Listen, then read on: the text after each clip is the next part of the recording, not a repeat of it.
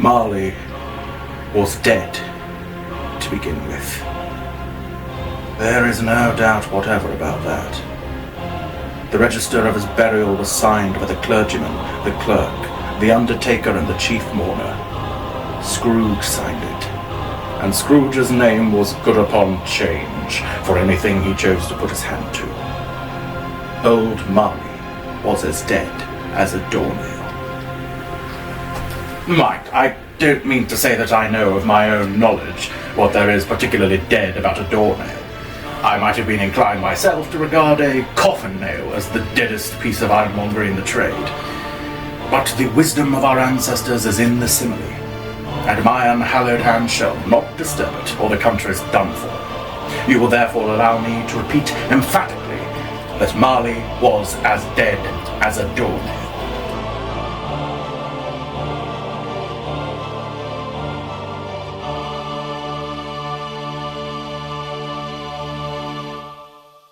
And so begins the greatest Christmas ghost tale of all time. Penned and published in 1843, A Christmas Carol has enthralled millions with a timeless fable about kindness, introspection, and a change of heart. Of all the works of its famed author, Charles Dickens, it alone has stood the test of time, and is still loved across the world to this day. In its own time, it was almost universally applauded by audiences and critics alike, and had a shockwave impact in how the people of Victorian England viewed both Christmas and their duty to their fellow man. The book has been adapted for film and television over 200 times in the last century, with new versions coming out regularly. The story itself is familiar to most people today, if only because they saw the Muppets version, and that's not meant to shame anyone. That movie is art. Everyone knows the name of Scrooge as synonymous with greed and grouchiness, and everyone knows his signature catchphrase whereby he dismisses Christmas cheer. Bah! Humbug! It's a tale woven into the very fabric of modern culture, but in its turn, it also contains elements that date much further back. If you thought stories of spirits at Christmas are the invention of Charles Dickens, or even the tale of a man being visited in the middle of the night by a ghost in chains, think again. The story is rooted in history, as well as the socio-political climate of its time, and upon this winter's eve, we will be considering both. This is an exploration of the truth and the legends behind A Christmas Carol.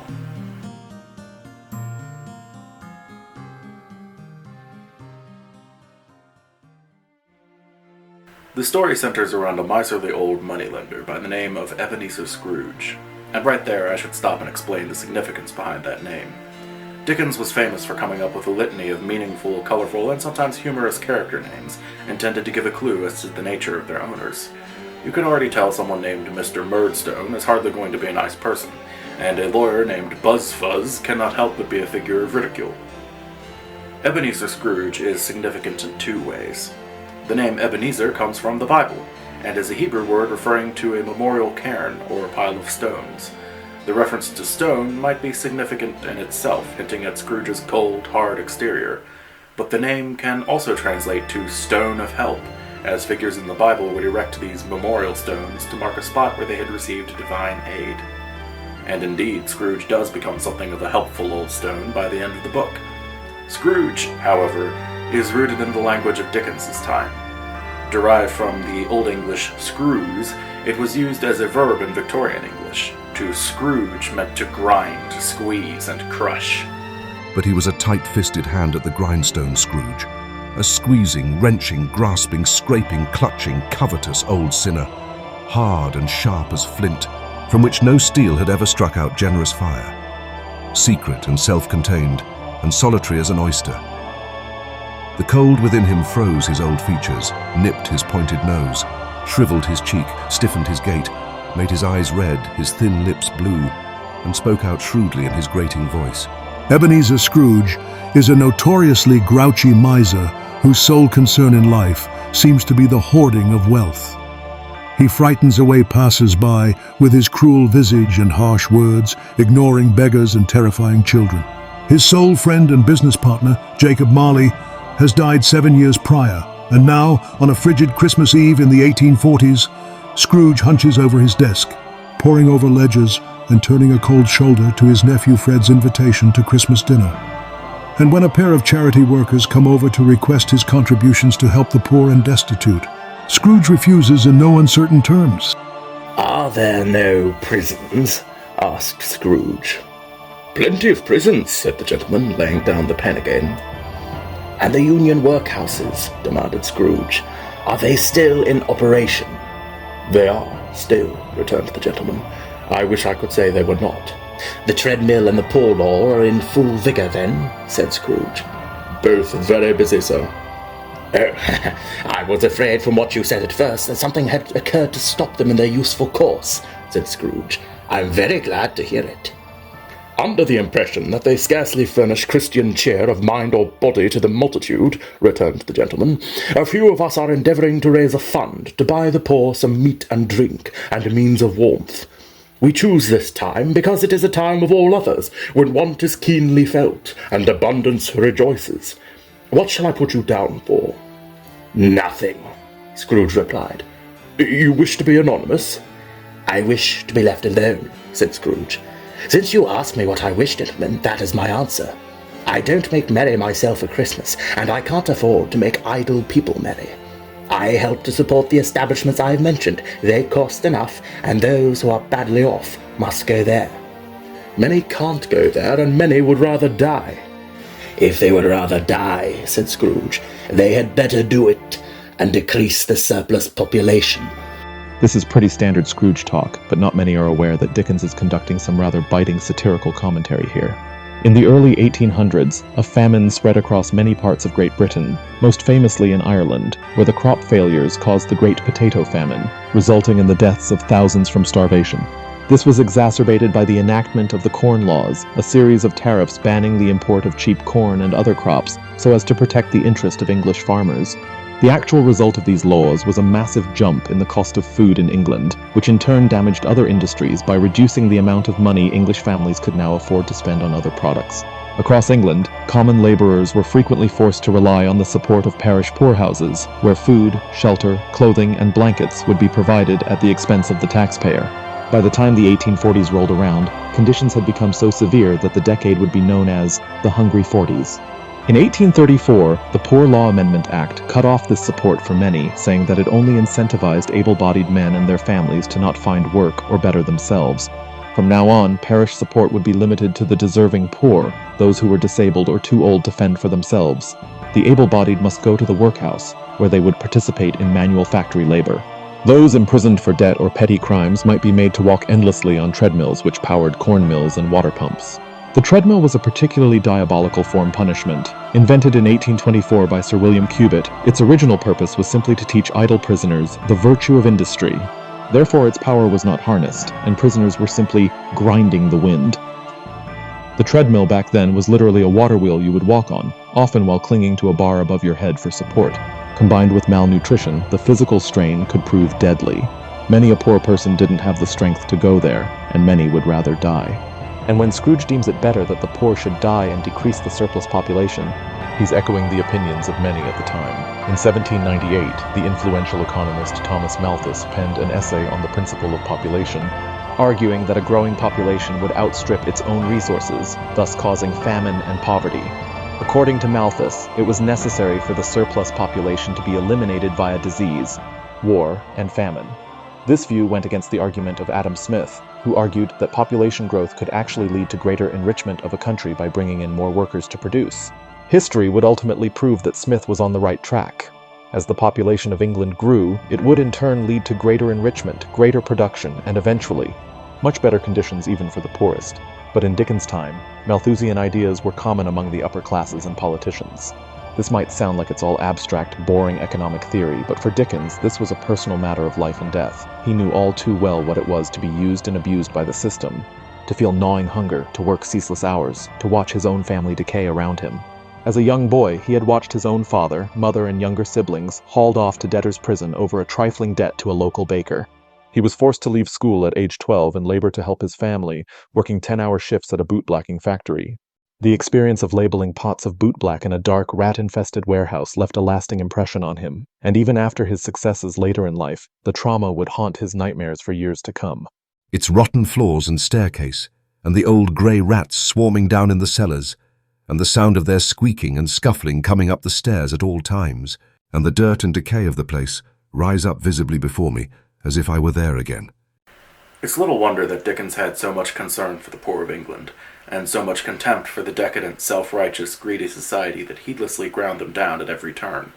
Scrooge is basically the embodiment of England as Dickens saw it, careless of human life and suffering, obsessed with watching the numbers on the ledger go up and up, but never using his money to enrich the poor, preferring to sit on it until it rusted beneath him. Dickens may have also drawn on real-life figures for his characterization of Scrooge. Britain already had a handful of legendary misers in its recent history, including Daniel Dancer, the owner of a substantial farming estate at Harrow Weald, who cut expenses by eating rotten meat and boiling bones for stew while scrounging old clothes. He hid thousands of pounds under the floorboards of his house, refusing to spend any more than he could manage. His own sister would die due to his refusal to spend money on doctors. After falling ill himself, he was eventually found dead, wrapped in a sack, untended and unwept for. But Scrooge, for the present, doesn't care about the poor any more than he cares about Christmas. When his employee Bob Cratchit asks for the day off for Christmas tomorrow, Scrooge nearly refuses, but eventually gives in on the condition that Bob will return all the earlier the next morning. Stalking past Christmas carolers and beggars, he returns home to his lonely apartments, intent on getting a good night's sleep. And that's when things get spooky.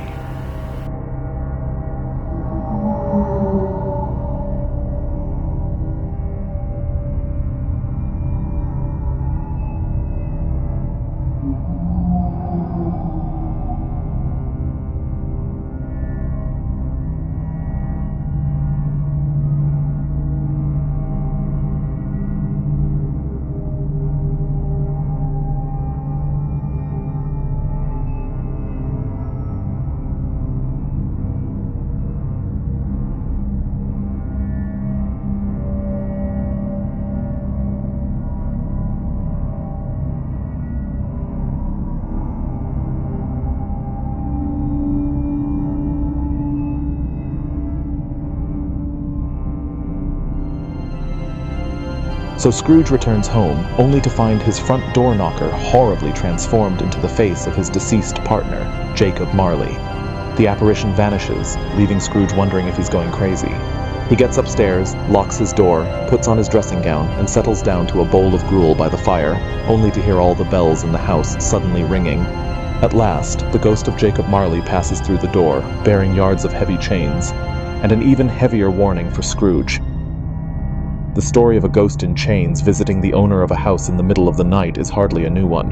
The earliest example of such a tale arises the century before the birth of Christ, and is recorded by Pliny in his letters. In this story, a philosopher named Athenodorus buys this haunted house, largely out of curiosity. On his first night there, the ghost appears before him, weighed down by ponderous chains. The philosopher follows the ghost to find a crude grave outside the house wherein is buried a corpse in chains. Athenodorus decides to give the unfortunate person a proper burial, and the ghost, now finally at peace, is never seen again. It's uncertain if Dickens was familiar with this story in particular, but what is known is that the tale of chained spectres was hardly uncommon in England. A 10-foot-tall phantom called Jack-o'-irons was said to haunt villages in Yorkshire, girt with chains and wielding a club with which he attacked locals. Locals of Warlake Hill in Devonshire have long claimed that 5 ghosts of Anglo-Saxon warriors can be encountered on dark evenings, wearing clanking chains as they march off to the lake to have a drink. And in the infamous countryside of Dartmoor, appearances of the black ghost dog known as the Barghest would often be presaged with a rattle of chains. Some of you may know about the Barghest from its later use as the inspiration for the Sherlock Holmes tale of the Hound of the Baskervilles. But for Jacob Marley's ghost, the chains aren't just there for decoration. They're a punishment, meted out in proportion to his heartless crimes of extortion, cruelty, and oppression.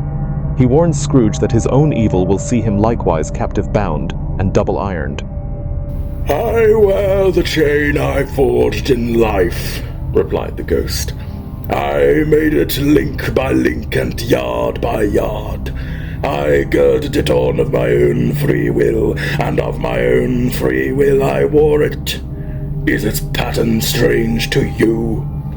Scrooge trembled more and more. "Or would you know," pursued the ghost, "the weight and length of the strong coil you bear yourself? It was full as heavy and as long as this 7 Christmas Eves ago. You have labored on it since. It is a ponderous chain." Marley is not only chained, but forced to wander over the world, seeing all the suffering he might have helped to alleviate, while being powerless to do anything about it, and thus being tortured by ceaseless regret. But there is a chance of escaping this fate, Marley informs Scrooge. "You will be haunted by 3 spirits. Expect the first tomorrow when the bell tolls 1. Expect the second on the next night at the same hour. The third upon the next night when the last stroke of 12 has ceased to vibrate." So saying, the ghost launches himself out the window and into the midst of a sea of other chained ghosts, which eventually vanish. Scrooge, still in denial of what he has seen, climbs in bed and falls asleep, until the tower clock strikes a deep, dull, hollow, melancholy 1.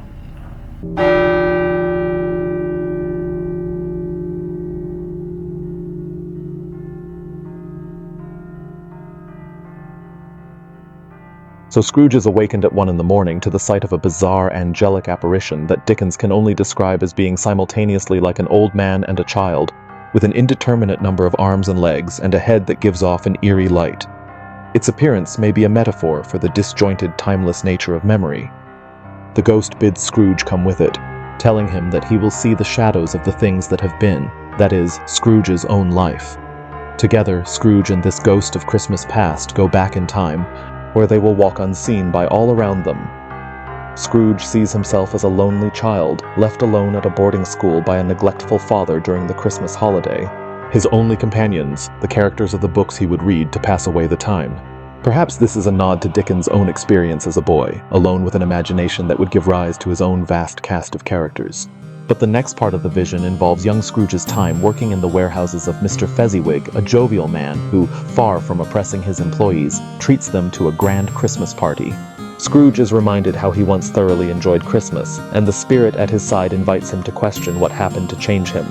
In keeping with the idea of Scrooge being an embodiment of contemporary English society, it may well be that Dickens is asking his audience, what happened?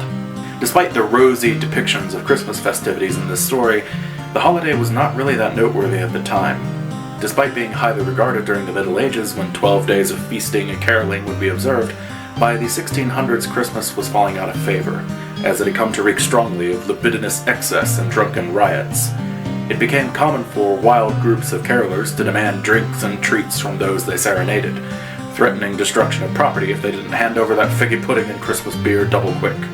The Puritans famously hated Christmas, saying that there was no biblical reason to suppose that Christ was born on December the 25th, and that it was a superstitious Catholic festival co-opted from the pagan Roman ritual of Saturnalia, itself a time of revelry and drunkenness. When Oliver Cromwell took power in the 1640s as Lord Protector, he banned the celebration of Christmas altogether, leading to the infamous anecdote about a woman who caught her bed on fire after sticking a hot plum pudding under it to hide it from Puritan authorities. When the Stuarts were restored, so was Christmas, but it was only a shadow of its former self. Going into the next century, Christmas was largely a day of solemn church services and modest dinner parties. For Charles Dickens, this was a tragedy. He viewed Christmas as a time for celebration of life, family, and charity, and called for a renewal not only of England's old Christmas fervor, but of these values as well. Happy, happy Christmas that can win us back to the delusions of our childish days, that can recall to the old man the pleasures of his youth, that can transport the sailor and the traveller thousands of miles away, back to his own fireside and his quiet home. The next part of the vision answers the question for Scrooge himself. He sees himself fall in love with a young woman, and they are engaged to be married, but unfortunately their relationship falls apart when Scrooge delays their marriage and becomes absorbed with his business pursuits. His fiancée breaks up with him because he has become distant, obsessed with profit. While Scrooge defends his decision as one of prudence, the spirit shows him what he has lost by it. His ex-fiancée has married another man, and has a bustling, happy family, while Scrooge languishes alone. Furious, Scrooge seizes a cap hanging at the ghost's side and slams it over the spirit's head, extinguishing its light, and leaving him alone and back again in his room. But the visions are far from over.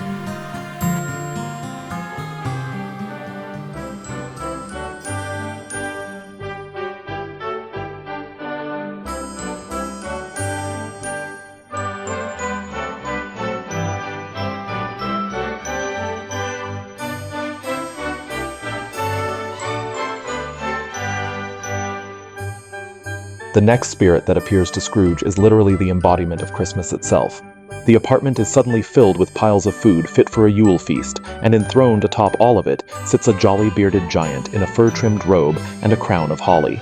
A swordless scabbard hangs from his belt, symbolizing peace. The spirit introduces himself as the ghost of Christmas present. He might as well be Father Christmas himself, and it's not hard to see where Dickens might have been inspired for this character.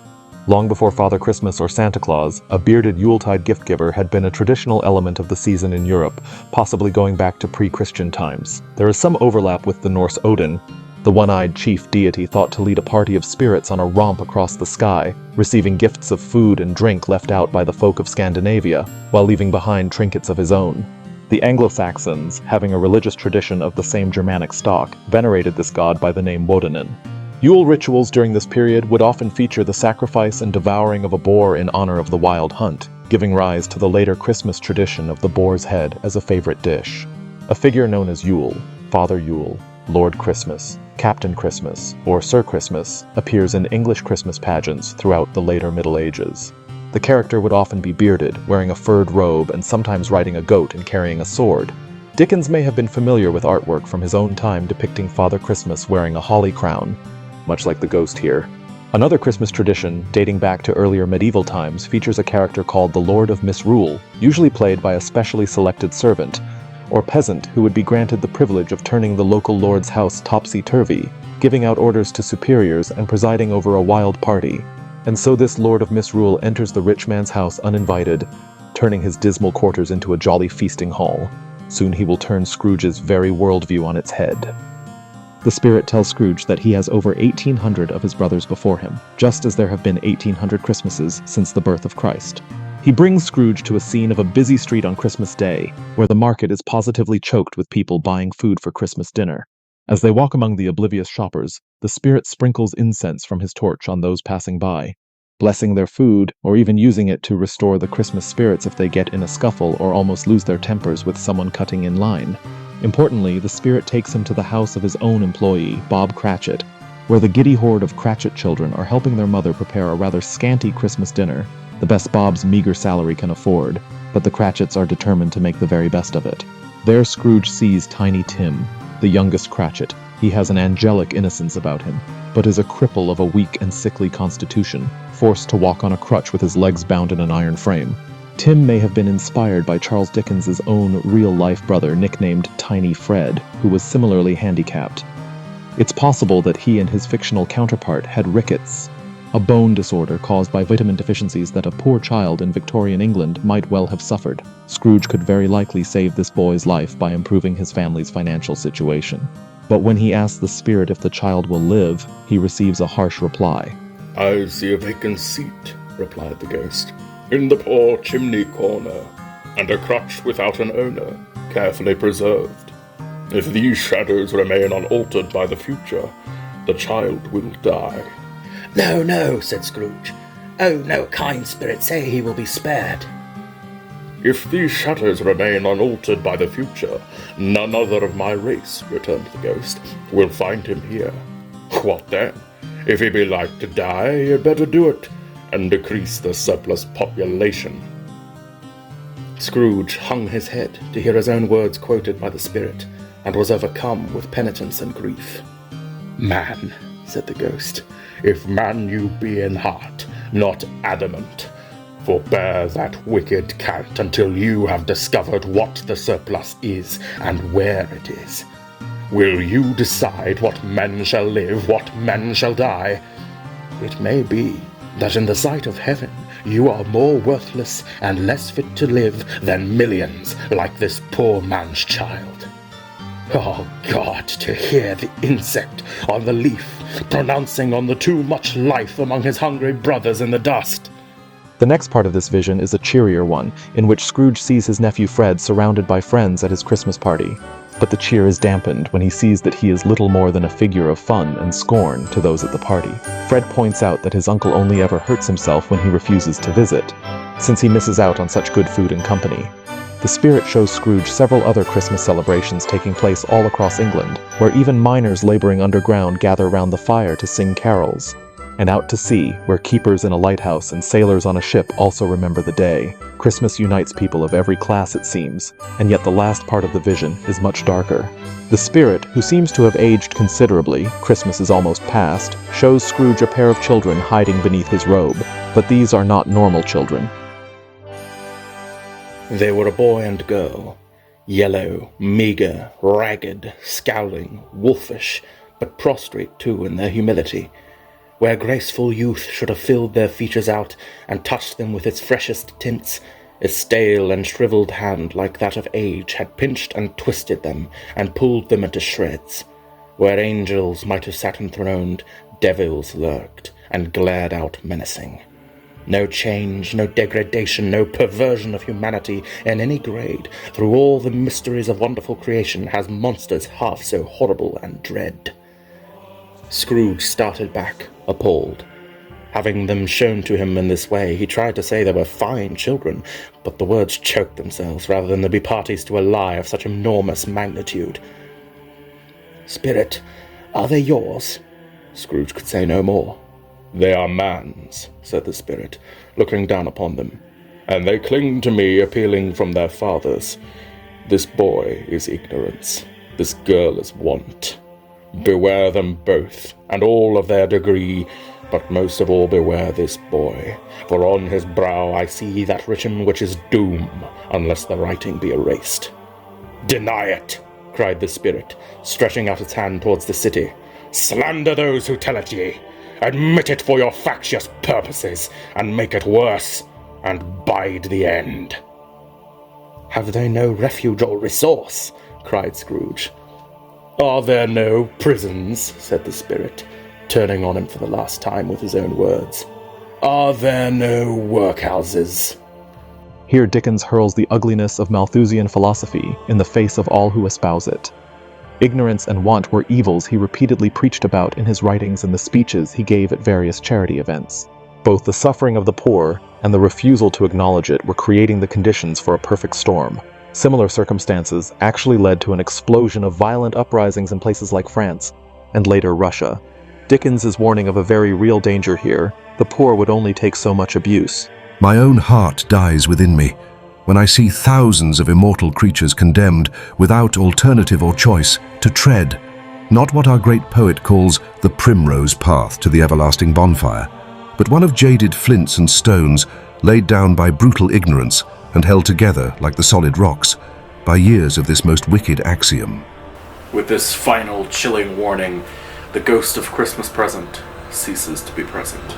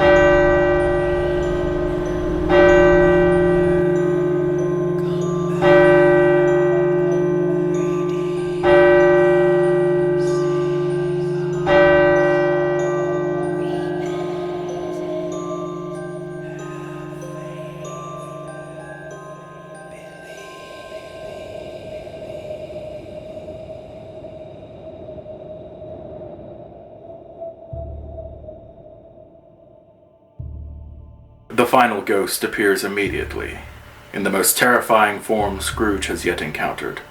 A dark phantom, with face and frame shrouded in black robes, creeps towards him. And worst of all, this grim reaper seems incapable of speaking. It only beckons with one long claw of a hand, commanding Scrooge to follow. The Ghost of Christmas Yet to Come shows Scrooge a group of gentlemen in a busy street. The men, whom Scrooge recognizes from prior business dealings, seem to be discussing the recent death of an acquaintance, but their remarks are anything but flattering. "No," said a great fat man with a monstrous chin. "I don't know much about it either way. I only know he's dead." "When did he die?" inquired another. "Last night, I believe." "Why, what was the matter with him?" asked the third, taking a vast quantity of snuff out of a very large snuff-box. "I thought he'd never die." "God knows," said the first with a yawn. "What has he done with his money?" asked a red-faced gentleman with a pendulous excrescence on the end of his nose that shook like the gills of a turkey cock. "I haven't heard," said the man with the large chin, yawning again. "Left it to his company, perhaps. He hasn't left it to me, that's all I know." This pleasantry was received with a general laugh. "It's likely to be a very cheap funeral," said the same speaker, "but upon my life I don't know of anybody to go to it. Suppose we make up a party and volunteer." "I don't mind going if lunch is provided," observed the gentleman with the excrescence on his nose, "but I must be fed if I make one." Another laugh. "Well, I am the most disinterested among you, after all," said the first speaker, "for I never wear black gloves and I never eat lunch. But I'll offer to go if anybody else will. When I come to think of it, I'm not at all sure that I wasn't his most particular friend, for we used to stop and speak whenever we met. Bye-bye." Scrooge is bothered by all this, but he fails to see what this conversation has to do with him. The ghost then brings him to a dingy alleyway and pawn shop, where a group of petty thieves are selling off a plunder of household goods and belongings that looks strangely familiar. A charwoman who worked for him in the past is there, collecting payment from old Joe, the pawnbroker, on a set of bed curtains and blankets, as well as a fine shirt that evidently a recently deceased man was supposed to have been buried in. "I hope he didn't die of anything catching, eh?" said old Joe, stopping in his work and looking up. "Don't you be afraid of that," returned the woman. "I ain't so fond of his company that I'd loiter about him for such things if he did. Ha! You may look through that shirt till your eyes ache, but you won't find a hole in it, nor a threadbare place. It's the best he had, and a fine one too. They'd have wasted it if it hadn't been for me." "What do you call wasting of it?" asked old Joe. "Putting it on him to be buried in, to be sure," replied the woman with a laugh. "Somebody was fool enough to do it, but I took it off again. If calico ain't good enough for such a purpose, it isn't good enough for anything. It's quite as becoming to the body. He can't look uglier than he did in that one." Scrooge listened to this dialogue in horror. As they sat grouped about their spoil in the scanty light afforded by the old man's lamp, he viewed them with a detestation and disgust which could hardly have been greater that they had been obscene demons marketing the corpse itself. "Ha ha!" laughed the same woman, when old Joe, producing a flannel bag with money in it, told out their several gains upon the ground. "This is the end of it, you see. He frightened everyone away from him when he was alive, to profit us when he was dead." Scrooge is horrified, but his revulsion pales in comparison to the next scene. A shrouded body lies on a bed in a dark abandoned room, untended, unwept, uncared for. The phantom gestures for Scrooge to lift the sheets and view the face of the corpse, but Scrooge cannot bring himself to do it. He assures the spirit that he will carry away the lesson of this place, and begs to see someone who has some feeling over this man's death. But the answer to this request is not what he wished. A small family in debt to Scrooge are now seen rejoicing over the old miser's death, knowing that the debt will likely pass on to a more forgiving soul, and that they will have more time to collect the money to pay it. Scrooge is beside himself, and demands to see a more tender scene. Yet again, he gets more than he bargained for. It seems another death has taken place, that of Tiny Tim, but the Cratchits do indeed show a tenderness for one another, and a strength to endure. Tiny Tim's mild and kind attitude was an inspiration to them all, and Bob Cratchit is determined that his memory should not only live on, but continue to inspire. "But however and whenever we part from one another, I am sure we shall none of us forget poor Tiny Tim. Shall we? Or this first parting that there was among us?" "Never, father," cried they all. "And I know," said Bob. I know, my dears, that when we recollect how patient and how mild he was, although he was a little child, we shall not quarrel easily among ourselves, and forget poor Tiny Tim in doing it. No, never, father, they all cried again. I am very happy, said little Bob. I am very happy. But Scrooge's final lesson is not yet learnt. The name of the man who died earlier must yet be revealed, and so the grim phantom conveys him to a forgotten churchyard, crowded in by buildings, overgrown by weeds, covered in snow, a derelict plot reserved for the forsaken and dishonored dead. And here he finds one particular tombstone, which the ghost instructs him to read. He looks, and you guessed it, the name is Ebenezer Scrooge. Spirit, he cried, clutching tight at its robe, hear me. I am not the man I was. I will not be the man I must have been but for this intercourse. Why show me this if I am past all hope? For the first time the hand appeared to shake. Good spirit, he pursued, as down upon the ground he fell before it. Your nature intercedes for me and pities me. Assure me that I yet may change these shadows you have shown me by an altered life. The kind hand trembled.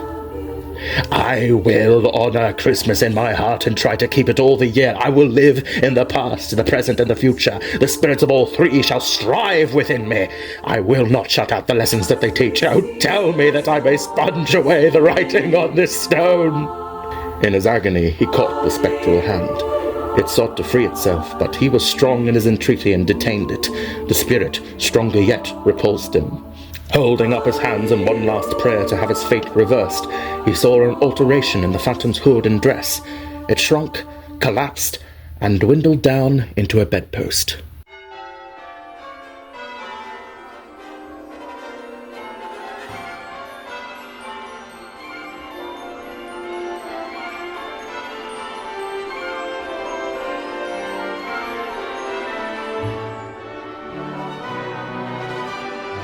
So Scrooge wakes up, finds himself alive, having spent only one night in the company of the spirits, and is thrilled to realize that his life and future can still be changed.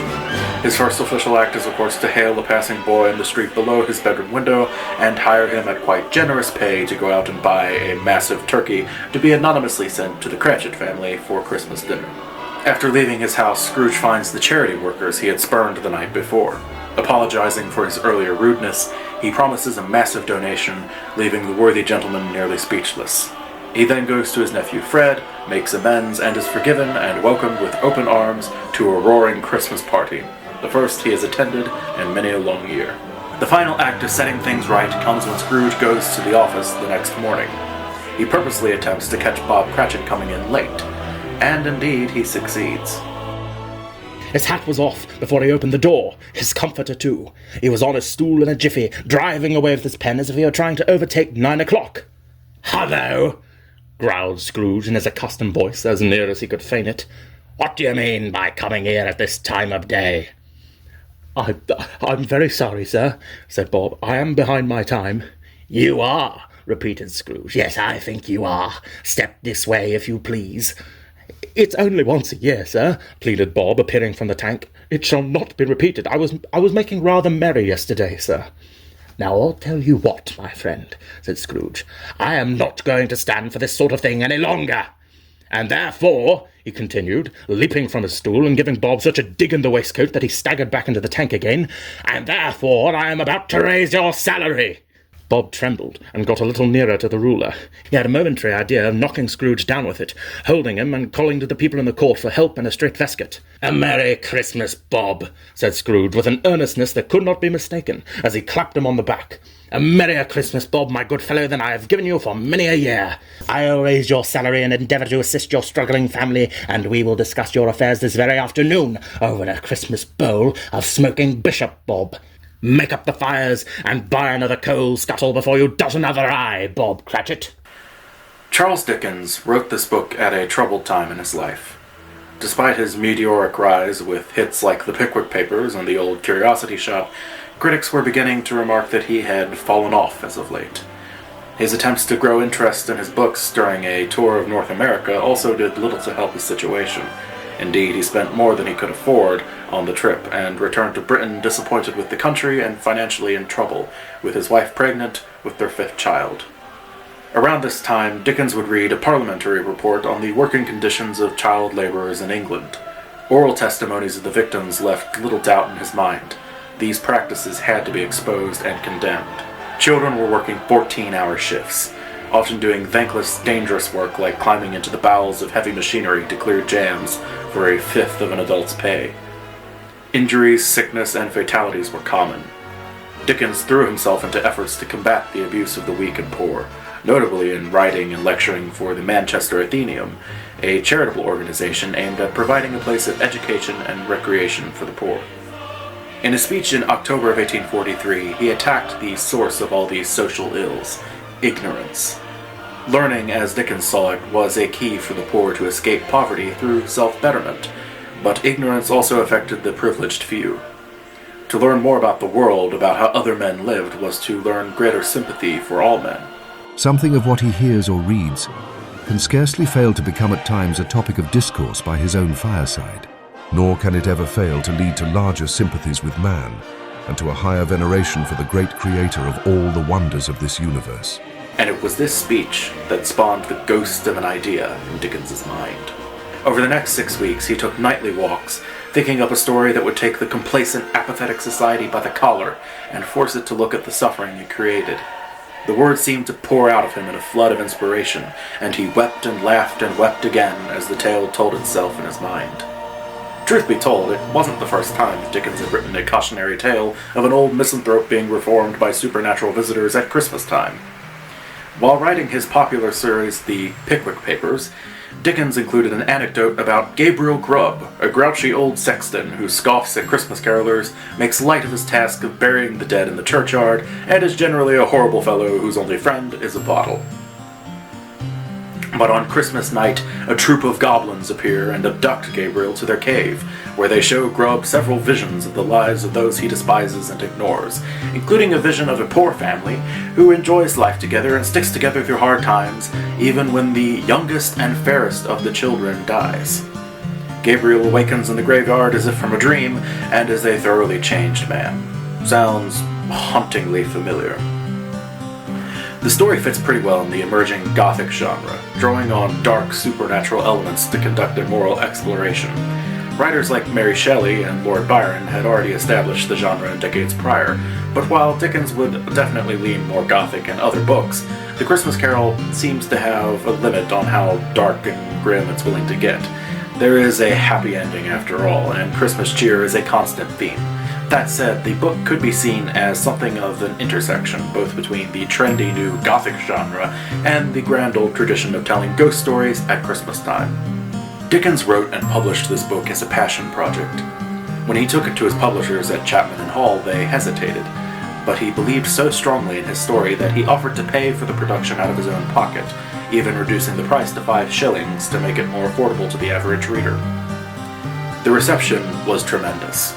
Though the publishing arrangement hardly brought in a profit, especially given that Dickens put quite a bit of resources into making the binding as handsome as possible, audiences devoured it. And as Prince Albert was bringing traditions from his native Germany, such as the Christmas tree, to Britain, the Christmas Carol had a seismic impact on the country's perception of the holiday. English people began to view Christmas with a renewed nostalgia, and Christmas turkeys soared in popularity. And for Dickens himself, the tale would secure his place in the public mind enough for his next novels to be met with greater applause. He attempted to write several other Christmas stories, but he never outdid the Carol, even admitting that of all the things he had done, it was always the one he liked best.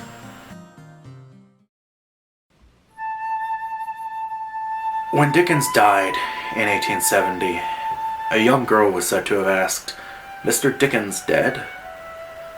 Then will Father Christmas die too?"